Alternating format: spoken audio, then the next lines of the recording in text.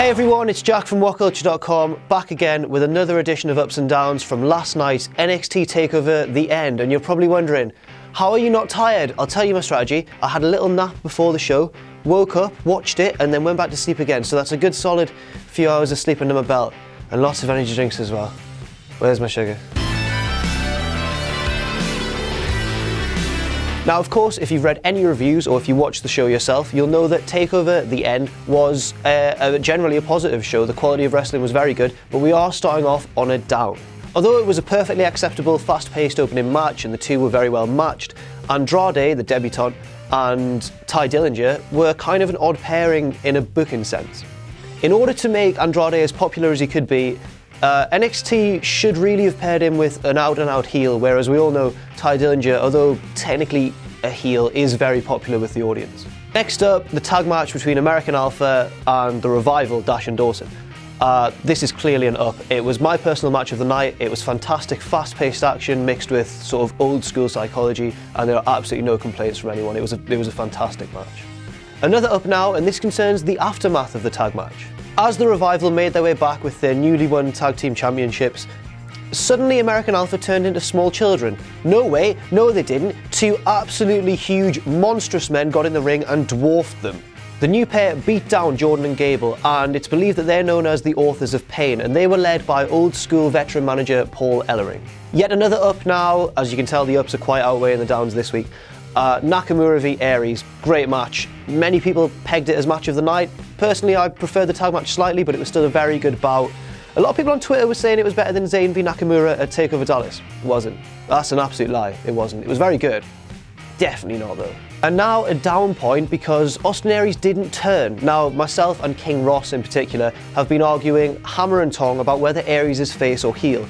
I think he's a face with heelish tendencies and needs that one little incident to just tip him over the edge into official heel territory.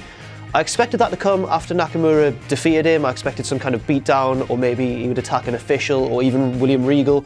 Nothing happened. Hopefully this will be played upon in the next week or two and we'll see a bit more depth added to Austin Aries' character. Next up, the Women's Championship match between Asuka and Nia Jax, and first of all, an up. Asuka looked great. The match was generally a good one. It finished a brutal finish which involved Asuka just booting Nia in the head. That'll win a fight. Yeah, fair enough. I believe that. But now a slight down point concerning that match as well, because where does Nia Jax go from here? This is the second time she's lost in incredibly clean fashion to two much smaller women.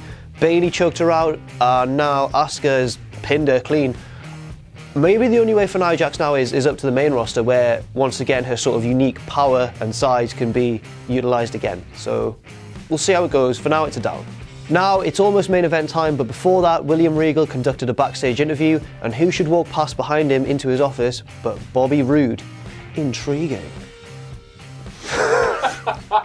And on now to the main event between Finn Balor and Samoa Joe. Have we seen that match before? Yes, lots of times, so many times. Despite that, I'm going to give this match an up, because even though it wasn't necessarily the best match we've even seen between Joe and Balor, it still had a little bit of freshness left in it. I think this is the last one they can do. I think the feud should definitely be ended here, as the title of the event implies. And the finish was fantastic. A second rope muscle buster.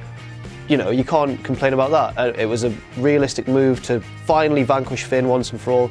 Joe looks like a badass. On any other show, this would be a great match. It's just because we've seen it so many times. But I'm going to give that one an up, so up. Let's up those down. Still no catchphrase though. And finally, and it's the biggest down of the night for me, nothing happened.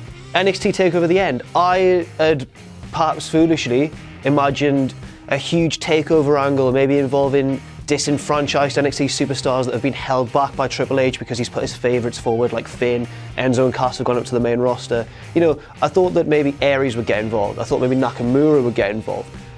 Instead, it meant the end of the feud between Balor and Joe, and maybe the end of Balor's time in NXT, and maybe the end of the old guard, and maybe the gradual shifting of... I had such higher expectations for a big sort of promotion shifting angle for NXT, and nothing happened really. And before this turns into a sort of Adam Blompier what just happened rant, pathetic, I just want to say, as good as the wrestling in the event was, I kind of ended up disappointed at the end. But on a brighter note, as you can see, The ups have beaten the downs, this time 6-4. It was a good show from a wrestling standpoint, even though maybe the storylines weren't developed as much as I'd have liked to have seen. And that's all we've got time for on Ups and Downs. I've been Jack from WhatCulture.com. You can follow me on Twitter at Jack_the Jobber, and I'll see you soon.